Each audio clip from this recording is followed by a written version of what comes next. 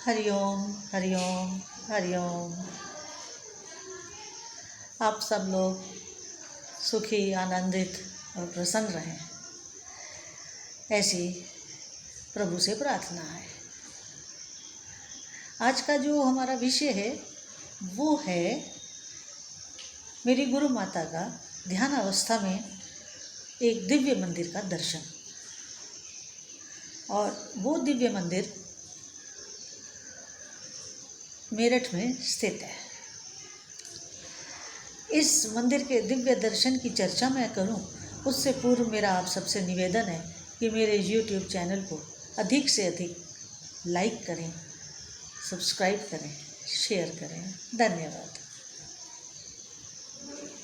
आज हम जिस विषय पर चर्चा कर रहे हैं वो भी एक अति प्राचीन माँ काली का मंदिर है।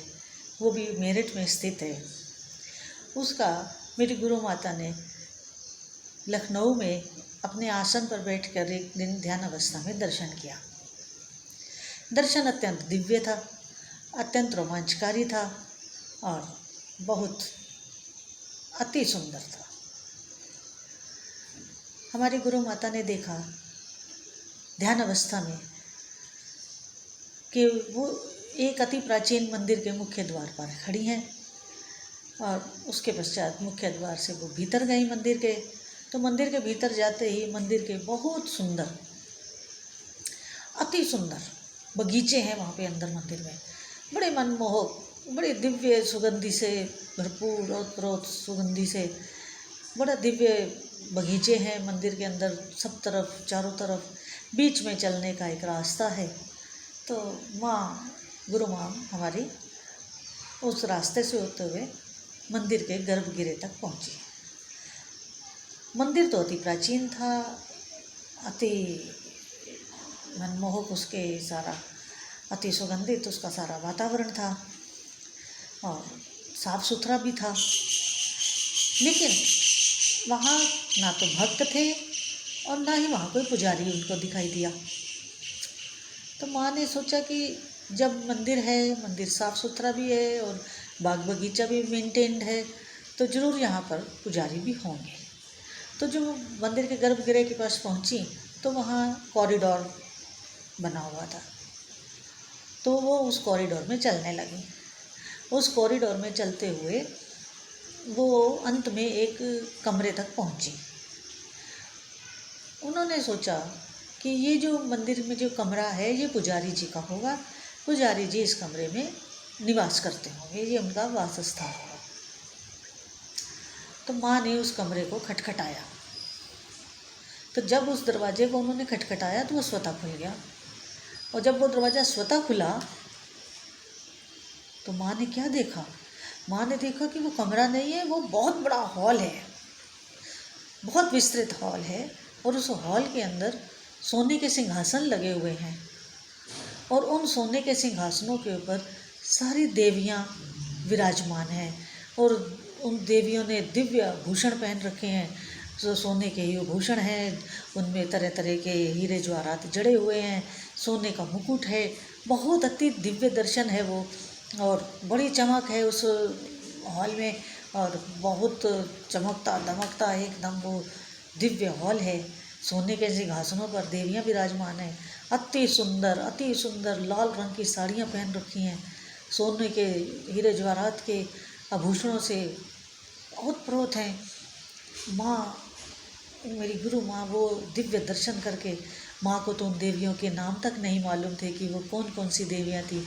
लेकिन वो जब मेरी गुरु माता जब इसका वर्णन करती हैं तो वो वहाँ उपस्थित सिंहासनों पे, सोने के सिंहासनों पर उपस्थित सब देवियों के वस्त्रों का वर्णन करती हैं कि एक देवी ने इस रंग की साड़ी पहन रखी थी, एक देवी ने उस रंग की साड़ी पहन रखी थी। बड़ा मनमोहक, बहुत अति सुंदर वर्णन वो करती हैं। मैंने उन्हीं के श्रीमुख से इसे सुना है। तो सबसे ऊंचे सोने के सिंहासन पर माँ काली विराजमान है। और जैसे ही इन्होंने दरवाज़ा खोला और ये अंदर प्रवेश करी तो प्रवेश करते ही इन्होंने क्या देखा कि माँ काली अपने आसन से उठी और माँ काली ने इनको अपने गले लगा लिया। और बहुत स्नेह से, जैसे छोटी बच्ची को कोई गले लगाता है, जैसे एक माँ अपनी बेटी को गले लगाती है, वैसे उन्होंने अपने उसको गले लगा लिया और बहुत प्यार किया, बहुत स्नेह किया और अपने पास बिठाया और कहा कि मैं तो कब से तेरा इंतज़ार कर रही हूँ, तूने इतनी देर कर दी आने में। और उसके पश्चात अपने पास बिठाकर उनको माँ मेरी गुरु माँ को माँ काली ने कुछ उपदेश भी दिया। वो उपदेश तो मैं यहाँ वर्णन नहीं कर सकती हूँ, लेकिन हाँ, माँ का वो जो दिव्य रूप, दिव्य दर्शन किया मेरी गुरु माता ने, वो अति सुंदर। तो इस तरह ये तो ध्यान अवस्था में उन्होंने सब देखा। पर एक दिन क्या हुआ कि वो अपने ऑफिस में बैठी हुई थी, तो वहाँ पर उनके एक सहकर्मी थे, उनके कलीग थे, वो अपने यहाँ एक अति प्राचीन दिव्य मंदिर की चर्चा कर रहे थे दूसरे लोगों से कि हमारे मेरठ में तो ऐसे एक बहुत अच्छा सिद्ध मंदिर है और बड़ी उसकी मान्यता है और बहुत दूर दूर से लोग उसमें आते हैं। तो मेरी गुरु माता उस मंदिर की उस वर्णन को सुन रही थी। तो जब वो उस मंदिर का वर्णन कर रहे थे तो माँ ने सोचा, ये मंदिर तो मैंने अपने ध्यान अवस्था में देखा है। और उन्होंने फिर उनसे पूछा कि, और कुछ इन्होंने डिस्क्रिप्शन दिया कि ये मंदिर क्या ऐसे ऐसे है। तो उन्होंने कहा, हाँ दीदी ऐसा ही है ये मंदिर तो फिर उन्होंने कहा, क्या वो वहाँ काली का मंदिर है? उन्होंने कहा, हाँ काली का मंदिर है। फिर उन्होंने पूछा कि क्या वहाँ बंगाली पुजारी है? उन्होंने कहा, हाँ पुजारी भी बंगाली है। तो इस तरह उस मंदिर में जो इन्होंने ध्यान अवस्था में जिसका दर्शन किया था, उसकी तस्दीक इस तरह से इनके साथ हुई। लेकिन मेरी गुरु माता का कहना है कि वो अति प्राचीन मंदिर, अति सुंदर मंदिर इन्होंने ध्यान अवस्था में देखा, लेकिन अनुभव इस तरह का हुआ कि जैसे वो अपने पूर्व जन्मों में उस मंदिर में ठहरी हैं, रही हैं और उनका पूर्व जन्मों में उस मंदिर में आना जाना रहा है।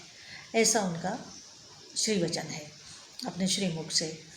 इसी तरह देखिए, मैंने तो अपनी गुरु माँ के श्रीमुख से इस कथा को सुना है, उन्होंने ध्यान अवस्था में ऐसे ऐसे देखा है, लेकिन उनके श्रीमुख से वर्णन और उसके मैंने सुना है और मैंने अपनी शब्दावली में इसका वर्णन किया है, तो दोनों में अंतर हो जाता है। जब हमारी गुरु माँ इसका वर्णन करती हैं तो बहुत सुंदर होता है, बहुत रोमांचित होता है। तो इस ध्यान अवस्था के पश्चात कई दिनों तक वो बहुत आनंदित रहीं, बहुत रोमांचित रहीं। ये ऐसा माँ के आशीर्वाद का प्रभाव था, ऐसे माँ के दर्शन का प्रभाव था। आज भी वो बहुत रोमांचित हो जाती हैं, उनके रोम खुल जाता है, रोंगटे खड़े हो जाते हैं। लेकिन जो हमारी गुरु माँ हैं वो एक दिव्य आत्मा है और उनके पूरा जीवन एक दिव्यता से भरा हुआ है, लेकिन वो अपने आप को बहुत साधारण सा जीवन जीती हैं और अपनी सारी दिव्यता को अपने में समेट के, अपने में छिपा के रखे हुए हैं। उनको पहचानना आसान नहीं है और लोग उनको साधारण सा मान करके ऐसा ही समझ लेते हैं, जबकि ऐसा वास्तव में है नहीं। और अच्छे अच्छे महात्मा लोग भी उनको नहीं पहचान पाते हैं। कारण ये है कि माँ में कोई घमंड नहीं है। माँ एक बिल्कुल सरल, सीधी और सरस जीवन है उनका, लेकिन सामने वाला व्यक्ति अपने घमंड में, अपने अभिमान में, अपने ईगो में, वो जो अपने इन सब 3-4 चीज़ों का चश्मा लगाए होता है, तो वो उनकी दिव्यता को अपने दिव्य चक्षु से नहीं पहचान सकता। दिव्य चक्षु से तो पहचान लेगा, लेकिन अपने चरम चक्षुओं से नहीं पहचान सकता। तो आज के लिए इतना ही। कल फिर हम आपके लिए कोई सुंदर सा माँ का अनुभव लेकर फिर आएंगे। आज के लिए इतना ही। मैं यहीं अपनी वाणी को विराम देती हूँ। कल फिर आपसे मिलेंगे। हरिओम। धन्यवाद।